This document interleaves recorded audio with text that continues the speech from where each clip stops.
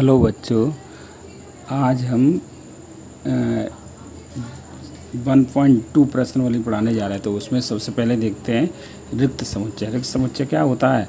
ऐसा समुच्चय जिसमें अवयवों की संख्या शून्य हो रिक्त समुच्चय कहलाते हैं, या एक भी अवयव न हो। ऐसा समुच्चय जिसमें एक भी अवयव न हो क्या कहलाता है? रिक्त समुच्चय कहलाता है। जैसे अंग्रेजी वर्णमाला में ए से पहले अक्षर का समुच्चय, तो ए से पहले कोई अक्षर नहीं होता तो कैसा होगा? रिक्त समुच्चय हो गया।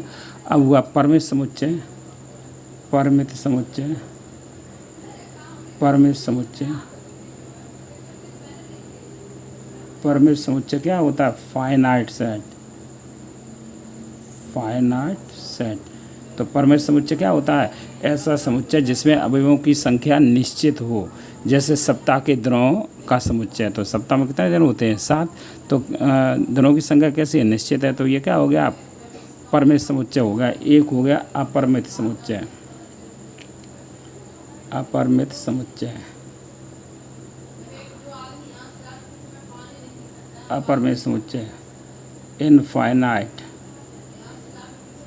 Infinite, infinite set. तो ऐसा समुच्चय जिसमें अवयवों की संख्या अनिश्चित होती है या उनको गिना नहीं जा सकता, क्या कहलाता है? अपरमित समुच्चय कहलाता है। अब आया समान समुच्चय। समान समुच्चय, समान समुच्चय या इक्वल सेट। इक्वल सेट्स, जैसे ए और बी कोई दो समुच्चय हों, ए और बी कोई दो समुच्चय है, तो यदि ए का प्रत्येक अवयव बी में हो, बी का प्रत्येक अवयव ए में हो, तो ये क्या कहलाते हैं? समान समुच्चय कहलाते हैं। जैसे हम यहाँ मान ले रहे हैं ए में कितने अवयव हों? 1 2 3 4। और बी में कितने अवयव हों? बी में कौन कौन सा अवयव हो? 2 1 4 3। तो देखो, एक इसमें, एक इसमें, 2 इसमें, 2 इसमें, 3 इसमें, 3 इसमें, 4 इसमें, 4 इसमें। तो ए का प्रत्येक अवयव बी में हो, बी का प्रत्येक अवयव ए में हो, तो ये समान समुच्चय कहलाते हैं। तो इन्हें क्या लिखते हैं? ए बराबर बी। अब प्रश्नावली देख ले रहे हैं। Exercise first point two.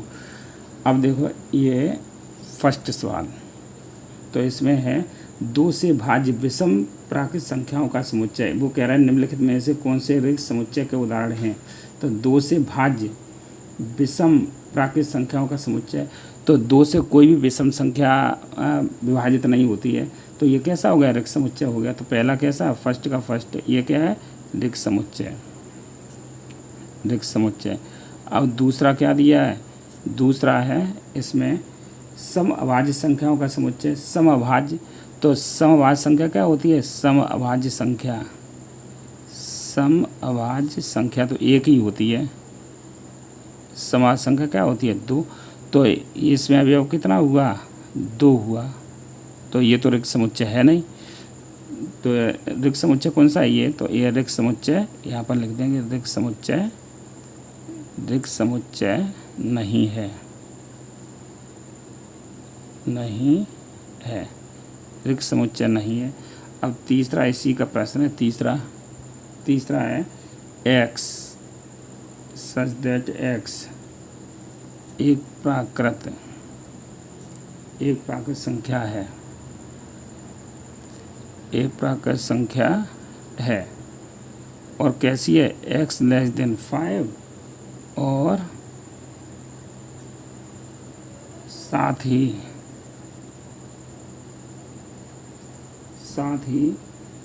x greater than 7। तो ऐसी संख्या देखनी है जो 5 से छोटी हो और 7 से बड़ी हो। तो ऐसी कोई संख्या नहीं होगी। तो ऐसी कोई प्राकृत संख्या नहीं होगी जो 5 से छोटी हो और 7 से बड़ी हो। तो ये कैसा है? रिक्त समुच्चय है। कैसा समुच्चय है? रिक्त समुच्चय है, रिक्त समुच्चय। चौथा, इसमें किन्हीं भी 2 समांतर रेखाओं का उभयनिष्ठ बिंदु, तो 2 समांतर रेखाओं का उभयनिष्ठ बिंदु, 2 समांतर रेखाएं एक दूसरे कहीं काटती नहीं, तो उभयनिष्ठ बिंदु होगा ही नहीं। तो ये कैसा है? ये भी कैसा है? रिक्त समुच्चय है। अब देखो दूसरा प्रश्न, दूसरे में क्या कह रहा है? जो समुच्चय कौन परमित कौन अपरमित है? तो इसमें फर्स्ट है वर्ष के महीनों का समुच्चय। वर्ष के महीनों का समुच्चय, वर्ष के महीनों का समुच्चय। तो वर्ष के महीने कितने होते हैं? 12 होते हैं, तो ये गिना जा सकता है। तो ये कैसा हो गया? परमित। ये कैसा हो गया? परमित समुच्चय। परमित समुच्चय को समझ क्या हुआ? यहाँ से गिन लो, जनवरी, फरवरी, मार्च, अप्रैल, मई, जून, जुलाई, अगस्त, सितंबर, अक्टूबर, नवंबर, दिसंबर। तो ये कैसा हुआ? दिसंबर। तो ये कैसा हो गया? परमित हो गया। इसमें अब ये देखो, इसमें क्या है? इसमें दिया है 1 2 3, 1,2,3 डैश ये दिया। तो इसमें अवयवों की संख्या कैसी है? अपरिमित है। इसमें डैश दिया तो अनंत तक होगी, तो कैसी होगी? अपरिमित। ये अपरिमित समुच्चय हो गया। कैसा हो गया? अपरिमित समुच्चय होगा। तो इसमें डैश तो 1 2 3 4 ऐसे ही आगे तक बढ़ता चला जाएगा। अब देखो आगे कौन सा है? आगे वो कह रहे हैं ये 1 2 तीसरा में क्या है? 1 2 3 डैश 99 और 100। तो ये क्या होगा? ये परमित हो गया। इसमें तो निश्चित है अवयवों की संख्या, तो ये परमित हो गया। चौथा क्या है? 100 से बड़े धनपूर्णांकों का समुच्चय। 100 से बड़े धनपूर्णांकों का समुच्चय तो क्या हो जाएगा? 100 से बड़े 100, 101 डैश। तो ये क्या हो गया? 100 से बड़े धनपूर्णांक का समुच्चय अपरिमित समुच्चय। और पांचवा में क्या कह रहा है? 99 से छोटे अभाज्य पूर्णांकों का समुच्चय। 99 से छोटे अभाज्य पूर्णांकों का समुच्चय। तो 99 से छोटे अभाज्य पूर्णांकों का समुच्चय कैसा है? परमित है।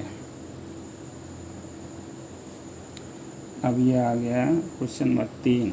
जो समुच्चय में प्रत्येक के लिए बताइए कि कौन परमित है और कौन अपरिमित है। एक्स अक्ष के समांतर रेखाओं का समुच्चय। एक्स अक्ष के समांतर बहुत सी रेखाएं खींची जा सकती हैं, तो कैसा होगा? अपरिमित। एक्स अक्ष है, उसके ऊपर नीचे अपरिमित संख्या। अंग्रेजी वर्णमाला के अक्षरों का समुच्चय। तो ये क्या हो गया? अंग्रेजी वर्णमाला में तो गिनती के अक्षर होते हैं। परमित हो गया। और क्या पूछ रहा? उन संख्याओं का समुच्चय जो 5 के गुणज हैं। तीसरा, तो 5 के गुणज क्या होंगे? गुणज 5 से डिवाइड कर 5 10 15, ये 5 के सभी गुणज कहलाते हैं। तो ये कैसा हो गया? अपरिमित। ये कैसा हो गया? अपरिमित। चौथा है पृथ्वी पर रहने वाले जानवरों का समुच्चय। पृथ्वी पर रहने वाले जानवरों का समुच्चय तो परमित है, इनको गिना जा सकता है। परमित समुच्चय। और छठवां है मूल बिंदु से होकर जाने वाले वृत्तों का समुच्चय। तो मूल बिंदु जैसे ये होता है, तो वहाँ से किसी भी तरह जाके तो ये कैसा होगा? 4 जितने वृत्त खींचे जा सकते हैं। परमित समुच्चय। और चौथा सवाल है, जो बताइए ए बराबर बी। तो ये फर्स्ट दिया हुआ है ए बराबर ABCD, और बी बराबर क्या दिया है? DCBA। तो वो कह रहे हैं निम्नलिखित में बताइए कि ए बराबर बी है अथवा नहीं है। तो देखो ए इसमें बी इसमें सी इसमें डी इसमें तो बराबर हैं। तो दोनों में अवयव कैसे हैं? एक जैसे हैं। तो ए का अवयव, ए का प्रतीक अवयव बी में, बी का प्रतीक अवयव ए में, तो ये दोनों कैसे हैं? बराबर हैं। तो ए बराबर बी, ये बराबर है। दूसरा दिया हुआ है ए बराबर 4 8 12 16, और बी बराबर दिया हुआ है 8 4 16 18। तो 4 इसमें 8 इसमें 8 12 इसमें है ही नहीं, तो ये बराबर नहीं है। तो ए बराबर बी, ये नहीं है, तो काट देंगे। तो A is not equal to B. तीसरा, इसका तीसरा खंड ए बराबर कितना दिया है, ए बराबर दिया है 2 4 6 8 10 और बी बराबर कितना दिया है, बी बराबर दिया हुआ है एक्स सच दैट एक्स समधन पूर्णांक,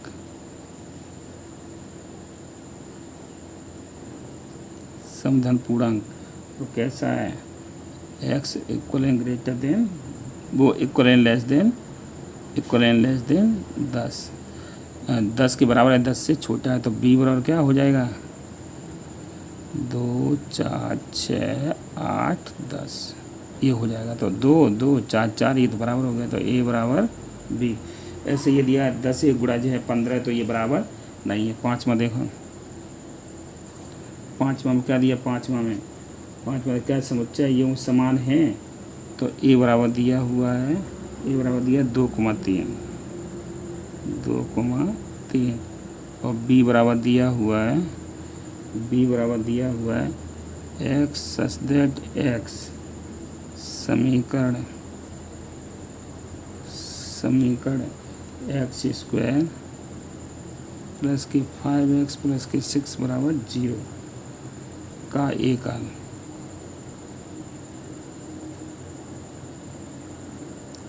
हल, तो बी बराबर क्या हुआ, इसको हल करेंगे तो कितना आएगा -2 -3, ये अलग गुणनखंड हल कर लो तो कितना आया, तो देखो 2 इसमें -2, 3 इसमें, 3 इसमें माइनस का है, तो ए और बी के बराबर नहीं है, ये ए बी के बराबर नहीं है। अब देखो आगे,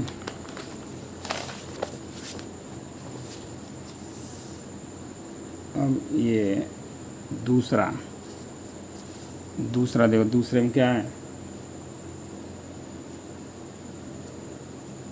एक्स ए बराबर इसमें दिया है एक्स सच दैट एक्स शब्द FOLLOW, तो क्या हुआ, ए बराबर क्या हुआ, यहाँ से लिख दो FOLW, एक अक्षर केवल एक ही बार लिखा जाता है। बी बराबर क्या है, बी बराबर दिया है बाई सच दैट बाई शब्द WOLF का एक अक्षर